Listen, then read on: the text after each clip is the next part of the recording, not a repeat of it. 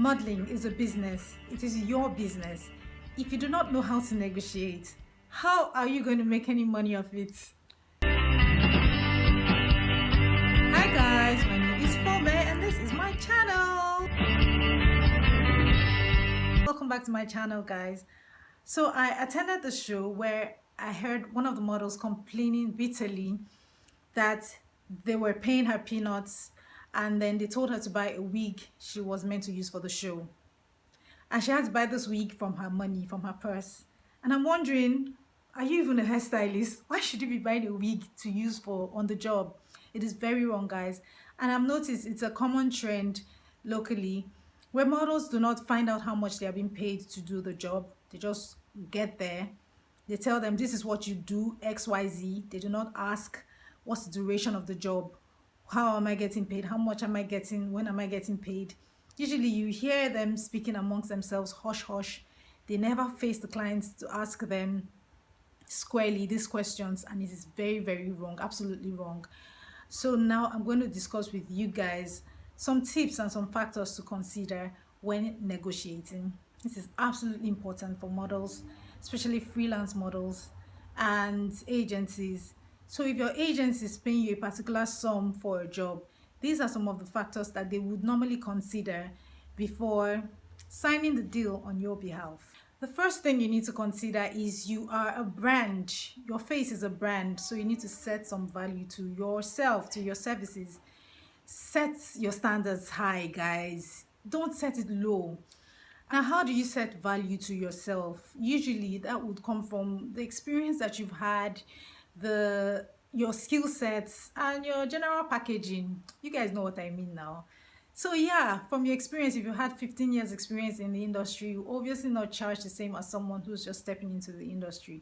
So set some value to yourself. Have a price list of the different services that you have to offer. If you go to a shop, they have price lists. They have prices on the items.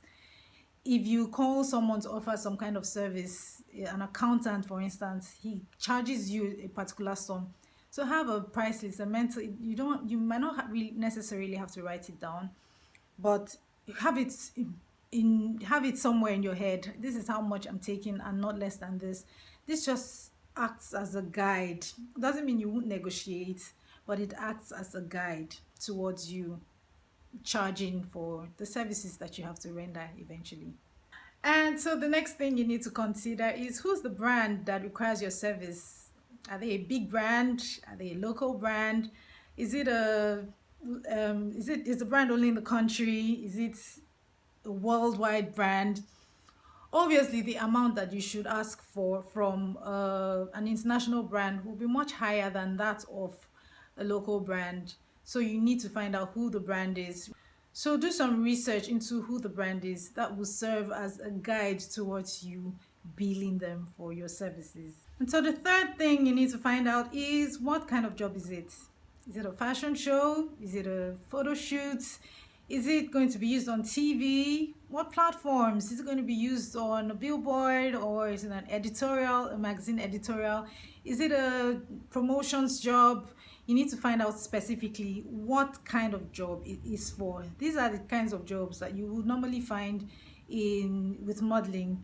It's not limited to these, but these are the most common ones. So you need to find out exactly what that job is going to be used for and what platform is going to be on. Is it going to be online? Is it going to be on social media? Is it going to be on a website?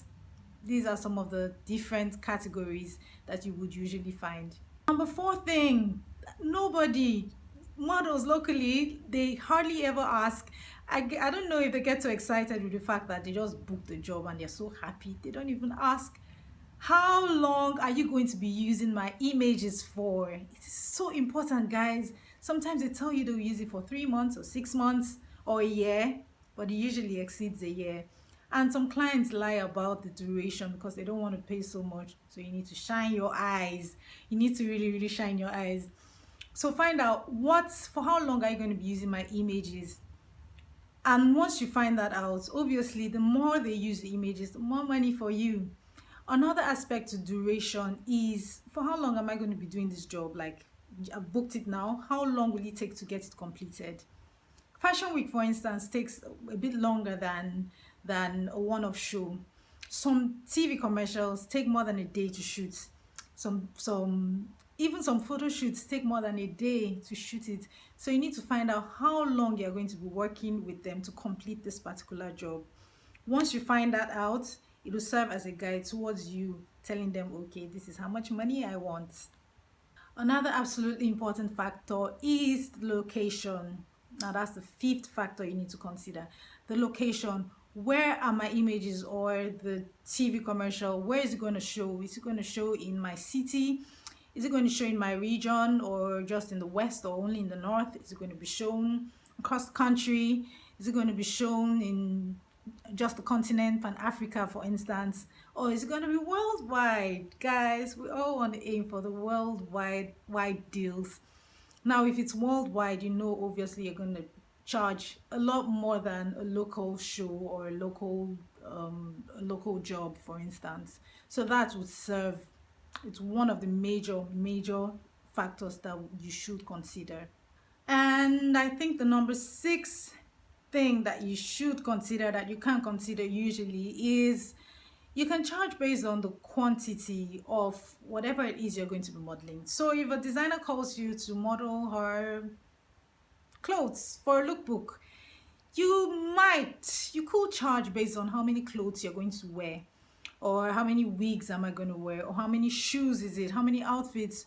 You could charge based on that. One of my friends, she called me over the week to ask me, okay, how much can I charge, how much should I charge? And I told her, see, you need to place value on yourself, place value on your services. And I know that there's also so many people out there who could use this information.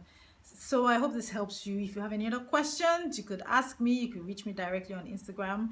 You could reach me also via the comment section, and I'll be sure to respond. I hope this helps your career.